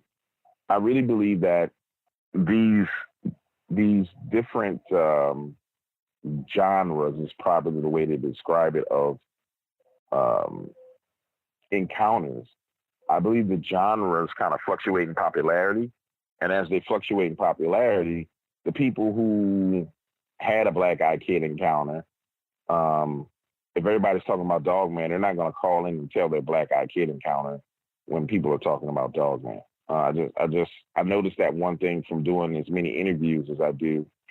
I've had some people, while I was on interviews, just call in and tell wild and crazy stories that happened to them. But the purpose of that entire interview was to stump me and see if there was something that they could question me on, and I didn't have a story on it. And in that case, there was just people calling in back to back, talking about random different things. So I think it kind of flowed. There's an ebb and flow to the encounters, and I think there's an ebb and flow based on the attention of the entities that are involved in, like, kind of popularity-wise, that brings forward witnesses on certain topics. So if universally, like, let's say if the black-eyed kids are the hottest thing in the paranormal talk radio industry as a whole, quite naturally, you're going to have those stories come up because people are going to want to share those stories. If nobody's talking about that and the only thing they experience is the black-eyed kid, then they're not going to call in and talk about it. Right. I see your point. Let's see. Let's take this phone call here. 504 area code. You're on the air with Dark Waters. Who are we speaking with? Hey, Joe. It's Dre. Eyes open. Hey, Dre. What's up? How you doing? Not much. I was wondering if, hi, Dark Waters. I was wondering if you saw the story coming out of the POS about the double murder by that 23-year-old. Was that the one where the guy was killing people with a machete or something just recently? Yeah, that was a girl I used to work with and her little sister. I was reading the NOLA.com article about it, and the level of gore and detail they had in the article that was online is just kind of unnecessary in my opinion, but it read like a horror story because this dude, like, not only did he kill his girlfriend, almost fatally stab his sister and brother, but then, like, ran after the girl I knew's little sister and murdered her in a neighbor's garage, and then walked around the neighborhood with her insides around his neck. What the hell? That level of stuff just doesn't even happen ever, unless it's in books, you know? Yeah, unless it's in books. Was he on something? Like, was he on, like... Did they say he was intoxicated or, well, you know, I mean, that sounds crazy. Like he had to like flip his wig or something. That's demonic for sure to me. Yeah, there's a picture of him online. I posted a link in the Discord chat, and I mean, his eyes look empty to me, but I could also just have my own personal feelings since I knew that one of the victims. But they say he might have been tripping, but they have to wait on the toxicology report. But I don't know any LSD or any other kind of hallucinogenic trip that I've ever been on or heard about that goes into a machete murder spree. Nah, maybe. This happened in Louisiana? Yeah, that happened in La Plaza. within the past 48 hours, huh? Wow. Yeah, it was 2 days ago. Yeah, I well, let me heard you interject talking and about say how this. things have been getting crazy. Yeah. I'll say this. You know, there's literally something going on. You're down here in New Orleans. You saw the article today about people shooting people, random people on the roadway. There's something going on where I personally believe that someone has unleashed, or maybe we as humanity have gone back so far spiritually where we have allowed very negative entities to come into our dimension. And all it takes is for an individual to be extremely disturbed or on any type of drug that allows them to take over them and possess them. When I saw the article on that, I remember reading it, and it said he looked like the devil. And that was the one thing that stood out to me from that article, because they literally said, you know, it was like the devil was coming. And that was what the kind of headline was. And it struck me because at the end of the day, based on what's been going on with coronavirus and people losing their mind and acting crazy, there's a couple of things going on. You have people drinking more and using more drugs. And we know that drugs and alcohol are gateways to possession. I mean, extreme gateways to possession.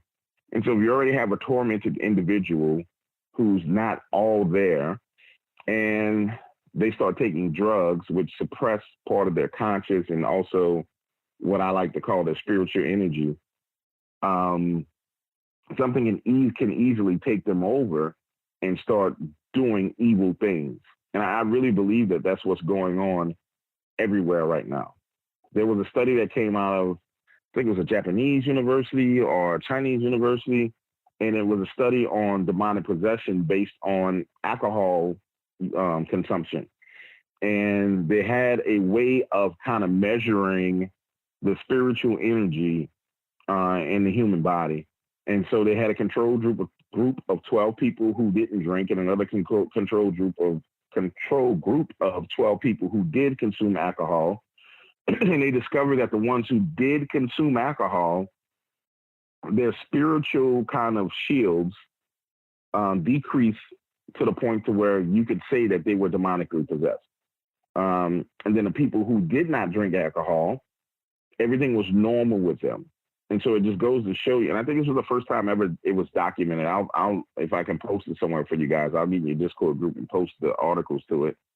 But it was the first time they actually measured kind of the spiritual strength of the body, and they discovered that alcohol directly opens you up to demonic possession, hence why they call alcohol spirit. So with that knowledge in hand, it's my belief that based on everything that's going on, with people being mentally stressed, mentally depressed, the highest usage of alcohol and drugs, the highest rates of domestic violence, that there's a lot of evil going around right now. And we all need to be aware and conscious of it to protect ourselves and our family from this evil that's lurking around the corner. Yeah. Wow. Yeah, I see. Yeah. Wow. I'm looking at a picture of this guy, by the way, and he does look like, he looks pretty messed. He looks pretty crazy. I'm not going to lie. He almost looks like Charles Manson, right? Like a young Charles Manson in a way, with the hair and whatnot. Tell me they killed that dude. Did they just arrest him? They had to He's in jail, yeah. He's in jail. And they're thinking of transferring him to a more secure facility because they were saying that they're not sure that the St. John the Baptist facility would be good enough to keep him safe. No, they should have just shot him Yeah. and killed him and got it over with. Oh, yeah. I mean, I'm not going to deny that maybe him going to prison and suffering for years before dying, that would make, some people satisfied, especially her family, because just no one deserves to die that way. Like, I can't imagine the level of fear she must have been experiencing, not just for herself, but she just adopted her sister, her 15-year-old sister, like a couple years ago, and was taking care of her. And she was 30. You know what I mean? Like, it's just, That's no messed one up. deserves to die like that. Yeah, well, I would say thank you for your call. Well, yeah, thank you for your call. But at this now, I don't know if I'm going to be able to sleep. Thanks, Jerry. Sorry. That's all right. Sorry about that, Joe. It's all right. But that, I mean, it happens. I'm not going to deny reality. If it happened, it happened, but like, I'm with you. Like, people like that just don't need to be around no more. Period. And prison is too good for a person like that, because a person like that will get in prison and they'll find a way to survive. They're already a psychopath, so violence is not going to really affect or harm them or scare them. So it's not like somebody's going to be like, oh, I'm going to rape this guy because he killed these people. He might like that. He just needs to be done and over with, like gone. Yeah. I mean, period. He needs to be off this planet and headed to hell or whatever existence that his spirit needs to go to and be done with it. Because imagine if he escapes and he turns into some old Michael Myers type stuff where he's rolling around doing even more. We don't need anything like that. No more lives need to be taken and affected. So I'm pretty sure the family would like to see him in jail. But I know somebody killed my family member. I wouldn't really want to see that. I would want you to lock me in a room with him give me 5 minutes in a room with him and unhandcuff him and let's get it on. I'll take care of him for you, Yeah, yeah, right. Yeah, like something has to be. I don't know how people can get along in life that long and never be psychologically evaluated or even have relationships. Like, I get creepy vibes. Like, I can be around somebody that's that crazy and I'll know it. I don't know why, but I'll just know it. But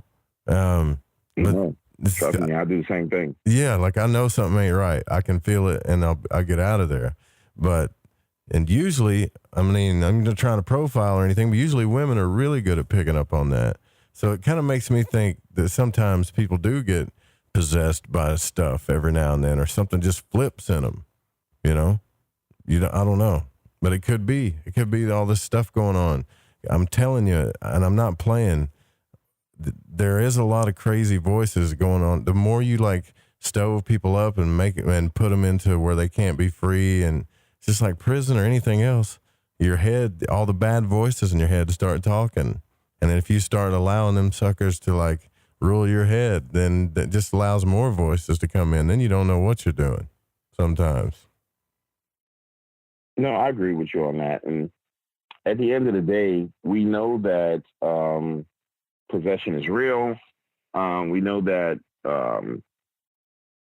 that when there are hard times and there's evil is prevalent on the planet, if you're not protected, then it makes it extremely easy for you to be affected by those things. Like every now and then I'm affected. When I'm affected by something negative, I am, the best way to describe it is I'm grumpy. Yeah. And that's the max. I mean, that's it. I'm grumpy. Like my fiance will tell me, babe, you being grumpy for no reason. That's not your personality. What the hell is wrong with you? She's like, normally you're joking and laughing and blah, blah, blah, blah. She's like, you're just grumpy, and we know when something's going on, and she knows particularly when something's going on and something's changed, because the only time I'm outside of that, the only time I'm grumpy is when I'm hungry, which is normal for me. Like I haven't had any breakfast. I'm like, get the hell away from me. I'm freaking starving, and that's normal human nature. Right. But there's been some interviews I've done where I've talked to people and my personality will start to change, but because she understands what I do, she'll say, hey, listen, you're not being normal. You're being a little bit more grumpy than you normally are. And you're not being the man I fell in love with. I need you to get it together. I'm like, yeah, my bad. I'm tripping. And I will address it in private and deal with it. So it definitely affects all of us in different ways. But the most important thing is to know how you're affected by certain things. So like, I don't drink at all. Like literally, I don't drink at all because I don't want to, because of what I do, I don't want to open myself. Well, let me not say at all. Let me be more specific. I don't drink like hard alcohol. You won't catch me drinking Hennessy or Crown Royal or vodka. I'll have a glass of champagne. I'll have a glass of wine. But outside of that, I'm not drinking literally anything because I know what I deal with on a daily basis. And I'm pretty sure there's things that want to kick my behind left and right. You know what I'm saying? I'm just not going to give them a opening to do that. I'm just not doing it. Yeah. Well, there's definitely things there. If you're in some type of spiritual, I believe this too. If you're in some type of spiritual war, you're trying to make things prevalent or trying to bring awareness to these types of things. Yeah, there's something always after you. You got to shield yourself every day. You know, that's what we talked about that last time when you were on here about the how we both kind of believe a little different, but we both believe in the power of the name of Jesus, and we also both believe in the Book of Psalms and how powerful that is. I mean, it really is like a very powerful text. You know, that's ridiculous. That's ridiculously powerful. It really is. People don't even get how powerful that is. There have been individuals who were hardcore atheists, didn't believe in God that I've talked to, that were having paranormal activity. And I'd be like, okay, this is where I want you to start and give it an opportunity to prove itself to you. And they would use the Psalms and, okay, that's not good that happened. And they would use the Psalms for different things in their life. And within 24 hours, they would be calling me saying, yo, this is crazy that this works this way.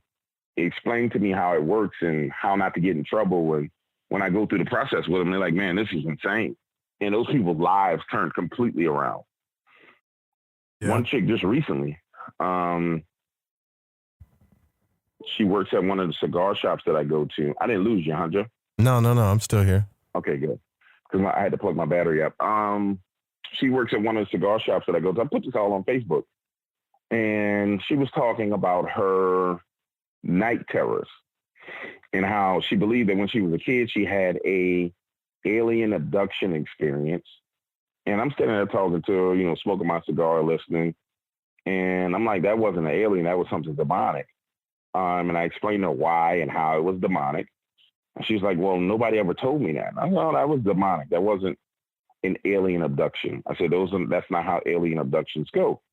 And she's like, well, I'm scared to sleep at night. I'm scared to sleep in the dark. If the power goes out, I will leave out of my house and literally go sit in the car somewhere. I'll go to a coffee shop or I'll go to Walmart, which is open until the power comes on. I said, that's extreme terror is what you're experiencing. And I explained to her before she even told me, I said, I guarantee you when you get in bed at night, you feel like things are crawling in the bed with you. You feel like there's this, you wake up in the middle of the night with this kind of vibrating in your spine that goes from head to toe. And she's like, yeah, how do you know all this? I said, because I've experienced it. I said, those are night terrors that typically demonic. And I said, you need to pray these Psalms before you go to bed. She's like, well, I don't go to church. I don't do this. And I said, well, just because you don't believe in the power of good doesn't mean that good doesn't exist and it won't help you. And so she started doing it. And then the next day I saw her and she literally was, not the next day, a couple of days after that, because there was a whole bunch of other drama that happened before then. But a couple of days after that, I saw her and she was like, man, I had my first good night's sleep in forever. Like I slept like a baby. I was like, yeah, you're going to sleep like a baby. Unfortunately, the problem with using the Psalms is it's going to clean out all the other secret stuff that you're not aware of. That's going to be a problem. I said, so you got to, once you start, you're going to go through a process, a cleansing process, where all your little negative and bad things are going to be exposed to you and other people. And just like I predicted, she got caught up in like a little drug sting where she was at a local bar and the police arrested her. And she's like, now I'm going to go to jail. And I don't know. I said, no, you're not going to go to jail. It's going to work out. I said, but all your secret stuff has to be fixed now because you're actually asking for help from a higher spiritual realm. And you can't be hypocritical because it's literally going to start fixing stuff that needs to be fixed and repairing things that need to be repaired. And I said, you got to go through the process. I said, if you stop, you're going to have a huge problem. And so she's going through that process. And in her case, her secret thing was that she was a drug dealer that nobody knew about. You know what I'm saying? Oh, yeah. Yeah. who would have figured? You know, redhead chick. I call her Red. Cute redhead chick. She's a drug dealer. And that's exactly what caught up with her. And I tell people all the time, the most vicious drug dealers are females that are unsuspecting, that drive minivans, that don't have children in the back of the minivan. But anyway, it is what it is. I'm pretty sure, like, you guys have some crazy stuff. I still want to come down to Louisiana, man. I want to come down there because, especially New Orleans, at least to check out the magic and the occult scene. But I'm kind of curious to feel the vibes from the place too. Lived in Arkansas for a long time, never went down there. That's crazy, isn't it? But yeah, it is. There's really no vibe down here right now because we got a feminazi for mayor. We call her Latoya the Destroyer. She's destroying everything. So there really is no vibe right now. But hopefully, if things get back to normal, you can come in. It'll be its normal self. The hoodoo and voodoo practitioners that I know as friends that I've talked to, they're like, man, all the spirits have evacuated New Orleans, and that's why a lot of the madness is going on because a lot of the protective spirits that were here to keep things in order just left. And I've heard that from a number of them that, you know, spirits have left. And the city does feel empty when you're in this. I mean, it really does feel empty. So there's got to be some truth to it. Yeah, it's weird. The other night I went downstairs and went on the front porch, and it was one of those nights, and I know you know what I'm talking about, where everything is really quiet and still. Of course, it's like 3 and 4 in the morning, but there's no sounds, no birds, crickets, road, wind, nothing, you know. And I just got this like eerie feeling, man. I don't know. Maybe I just spooked myself, but I get that sometimes. I just get this eerie feeling, and I was like, all right, I'm going to go back in the house. Something ain't right out here, you know? Like, I get that stuff sometimes, man. Well, I mean, it's not like you a newbie to this. You know that it exists, and you know to follow your gut instinct, you know? And I think that's the most important thing for people to do is we have our own spiritual radar. It's just that people freaking don't listen to it. You know what I'm saying? They just like, I'll be okay. You know, that guy's cool. He's okay. And yeah, right. We have our own radar, and we don't follow our gut instinct. And by not following our gut, we get ourselves in situations that we do not need to be in, period. Like my fiance has a friend. I've been saying since the day I met this guy that he is a serial killer. Yeah, something ain't right about it. And everybody gets offended when I say this. All our other friends get mad. He's not like that, blah, blah, blah, blah, blah. I say, I don't give a damn what y'all say. That man is a serial killer. Keep him away from us. Don't invite him to nothing that I'm at. I don't want him anywhere near me. Something's wrong with him. And we had dinner the other night, and I was talking about him. People got offended. I was like, I don't care if you get offended. He's not going to be anywhere near me. And if you bring him around me, I'm going to get rid of you, period. Because I know what my gut is telling me. Yeah. When I look in his eyes, something's wrong. There's no light there. Just like the young lady was saying, there's literally no light in this man's eyes. So there's something in secret that he does that's tarnished his soul. And I don't know if it happened to him as a kid. I don't know where it happened. I really don't care where it happened or how it happened. All I know is you don't need to be anywhere near me, and I don't want you around me. Yeah, well, good for you, man. Kind of the stands we got to take. Yeah, definitely. Dre's asking, too, in the chat, says, can you ask him if being at the lakefront is decently safe from Dogman attacks late at night? The lakefront. Yes, the lakefront where she's talking about, yeah, she's cool. If you decide you're going to go out to New Orleans East and go on to the lakefront out there, no, don't go over there. Don't go to the old Lincoln Beach area. Leave that the hell alone. That's horrific for you to go to. And don't ever, under any circumstances, go over to the old Jazzland theme park. That place has so much ridiculous paranormal activity. And I don't even know how it has this activity outside of people going over there doing occult rituals. I mean, that place is ridiculous. Don't go over there. Like, I won't even drive over there at night. The Jazzland theme park. Is that what it's called? Yep, Jazzland theme park. So just to give you guys an understanding of what it is prior to Hurricane Katrina, everybody in the city was excited because we were getting a theme park in New Orleans East. New Orleans East is predominantly black area that, due to the black politicians, pretty much was underserved in every way, shape, or form. And to this day is underserved in every way, shape, or form. People like to be like, the white man did this. No, they ain't been nothing but black politicians in New Orleans East forever. And they destroyed New Orleans East from, a economic standpoint. And so under the Reagan administration, he actually brought in this theme park, which was, roller coaster rides, and it was all based on the New Orleans jazz. So everything was kind of like this jazz freaking theme, right? Mm-hmm. Well, it floods, and after Katrina, it never opens up again. And so, but because it's an abandoned theme park, they need to have security out there to make sure that people aren't going out there and hurting themselves, and then have the ability to sue the city because the city has ownership in the land out there. So they have to have security guards out there. And these are some of the earlier stories that I got when I was doing the Katrina stories. I only did like 10 Hurricane Katrina stories. I think I might have did one Jazzland theme park story within those 10 Hurricane Katrina stories, but there were 50, 60 stories of paranormal activity that came from the security guards that worked there, and stuff ranging from shadow men to kind of these pale, normal sized guys, but their skin was pale and they had clothes on. But they were extremely pale individuals, not like faceless men, but just super duper pale men walking around. Dogman activity, orbs the size of basketballs, strange noises, things falling over that are bolted down that shouldn't be falling over. So imagine you walk into the theme park and there's literally signs up that are bolted to their signposts, and they just fall. And if the guys, they're there all the time, they know what's bolted down. They're just literally just falling as you walk past it. And in order for it to fall, they had to be unscrewed in order for it to fall. I mean, that's the kind of activity that they were encountering out there.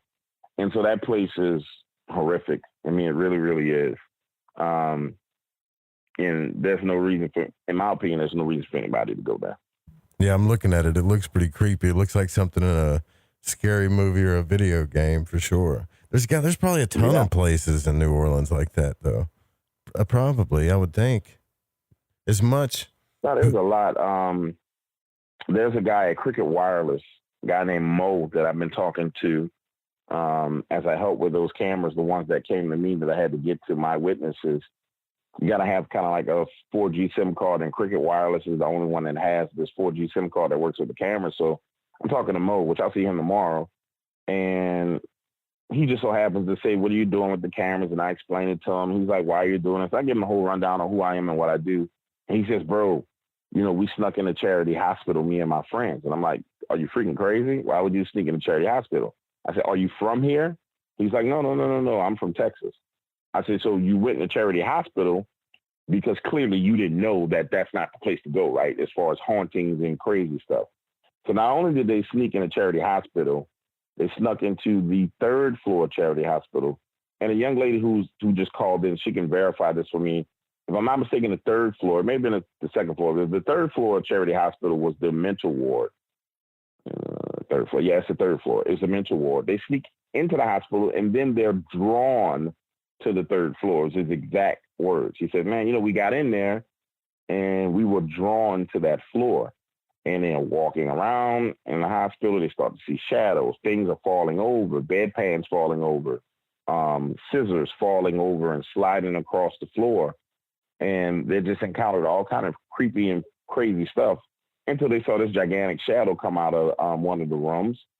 And inside the hospital, the lights aren't on, but on floors, the emergency lights are on. You have the emergency light sign, the exit sign, and at the top of those exit signs, they have those little white lights. Yeah. You know what I'm talking about? Yeah.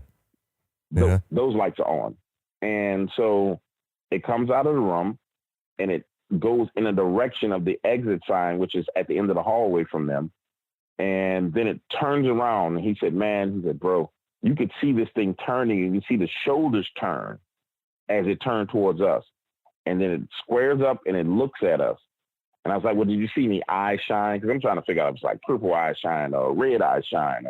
Did you see any eyes? He's like, nah, we didn't see any eyes because once it turned around, we took off running and got the hell out of there. And I was like, yeah, I wouldn't have stuck around for that either. So there's a hell of a lot of stuff that's going on here in New Orleans. One of my interviews, I was talking to people about the traditions of Mardi Gras and how most people don't really understand a big part of the reason why New Orleans stays charged with paranormal energy is because most of us here in New Orleans participate in old occult rituals that we don't even understand what we're doing. So Mardi Gras is nothing more than old Roman rituals, parade rituals, and actually based on kind of debauchery and sex and child sacrifice and human sacrifice. If you go look up the origins of Mardi Gras, you'll find that that's what it's based on. The tradition of the baby being in the cake goes back to Rome, and it goes back to many of the gods. I think the god's name is Kronos, the one that ate his own children, right? And people don't understand. It's like, oh, why there's a baby in the cake? It's literally honoring that. All that stuff comes from ancient Roman deities and gods that were celebrated in Rome. And so you have people willingly or unwillingly participating in things that they don't know of or don't truly understand. It keeps the city charged with this paranormal electricity. I just started getting into that and explaining it that way this year because I'm at a point now where I just don't care anymore. I'm just telling you like it is, Yeah. I've been in the game long enough where I don't have to pull any punches. But you want to know why New Orleans is so paranormal and so crazy?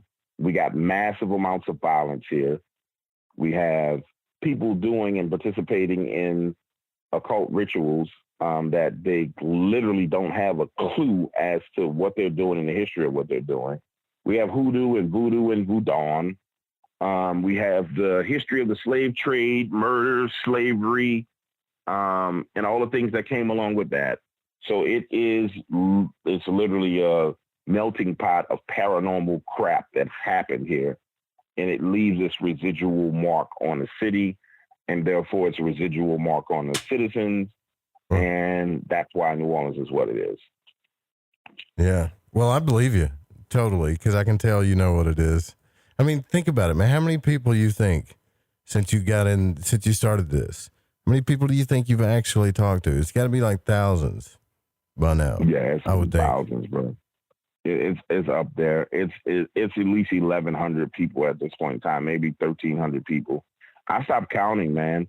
Honestly, I did. I stopped counting over on Robert Street because it made it harder. It's like keeping up with that number was making me forget things. You know what I'm saying? Because it's like I was focused on the wrong thing.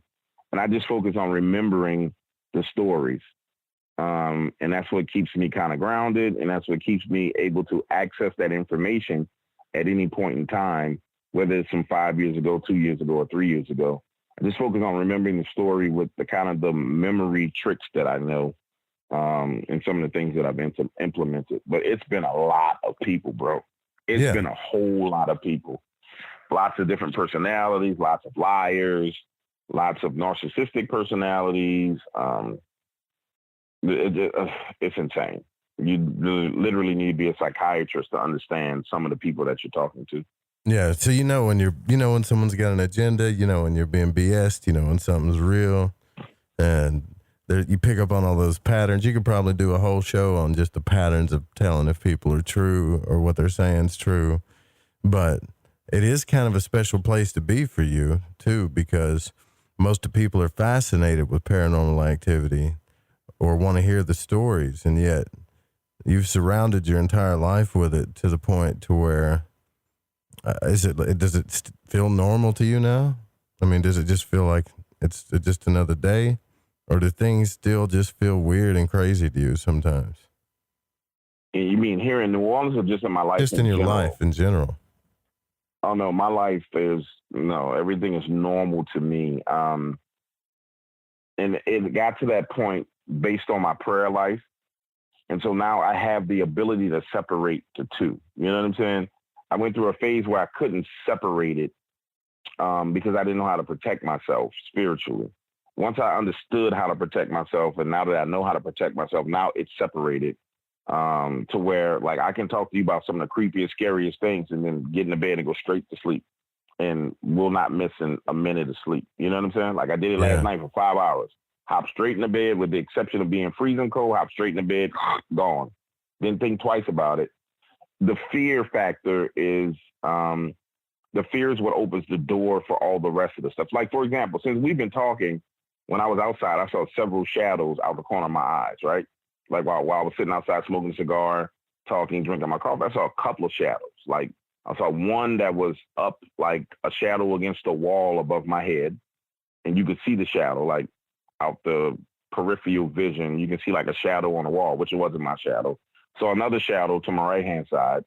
Didn't freak out about it. I was like, you're talking about crazy paranormal stuff. And guess what?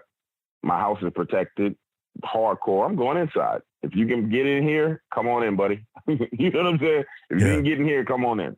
And if you do get in here, you're going to have a problem because we're going to go at it. I came inside and I finished the conversation. Not a word about it. You know what I'm saying? Yeah. And that's where I am now when it comes to that, because I have an understanding of what fear does. And then also have a greater understanding of my secret thing.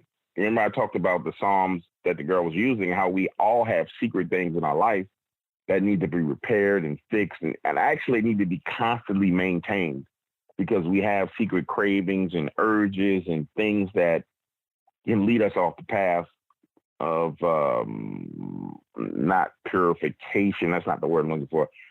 It can lead us into the direction of where we can be easily influenced. Well, I know now, based on my study of the Psalms and my praying of the Psalms, what my secret things are and how they affect me. So I know those things I don't do, period, because those things it opens me up to all kinds of stuff. So now that I have kind of the Rosetta Stone for protecting myself, I'm responsible for that information and I go about my business, you know? Mm-hmm. And that's all it is to it. And literally, that's all it is to it. And since I've done that, now there are instances where not necessarily like paranormal activity comes my way, but people come at me to provoke me. Like other people are influenced to do just the most stupid, ridiculous things on the planet. Because I have a temper, and that's one of my secret things. You know what I'm saying? I'm a cool dude, but I'm a little bit off. Because I was born and raised in New Orleans. Anybody knows a person that was really born and raised in New Orleans, you know, we're extremely violent. We're extremely confrontational. And once you kind of open that door, it spirals out of control. So I find where there are people, random people doing things to try and provoke me to spiral. And now I know, this is weird. You know, I go to my favorite cigar shop that I've been going to for 15 years and one of the employees wants to start an argument with me when this has never happened. Oh, this is freaky and weird. Guess what? Argue with yourself. You know what I'm saying? Because I have that spiritual awareness. Yeah. You want to be mad, bro? Be mad. You know what I'm saying? Be as mad as you want, bro. I'm not going to let that affect my ego or get me upset and get me riled up. And so spiritual warfare, it kind of takes a new turn as you spiritually mature and grow. You know, for those of you who experience spiritual warfare, you can anticipate some of the people closest to you being the ones that's used against you. And you can't be mad at them because it's spiritual warfare. You know, they have their secret things that aren't clean and aren't taken care of. Therefore, they're able to be manipulated and used against you. And so what you do is you start doing things to work for them. You know, you pray for them and pray with them so you don't get attacked. Yeah, I'm with you on that. That's pretty good advice to go out on, man, because we got to end this show. Thank you. Y'all take that to heart. What really, you just dude? said, I thought we had a whole other hour, bro. You got to be kidding me. Nah, I had to shrink it to 2 hours, man. I did. I shrank it to 2 hours.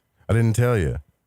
Oh, dude, I would have, man. I'm sorry, bro. You got to have me back on quick, bro, so I can go in. I didn't even go as far as I wanted to, man. I'm serious. We'll do it again. We'll do it again for sure. I got tons of slots open, actually. Yeah. Bring me back quick, bro. Let's go. Let's keep going. Yeah, for sure. You guys go check out I Am Dark Waters and dogmancams.com. Is that right?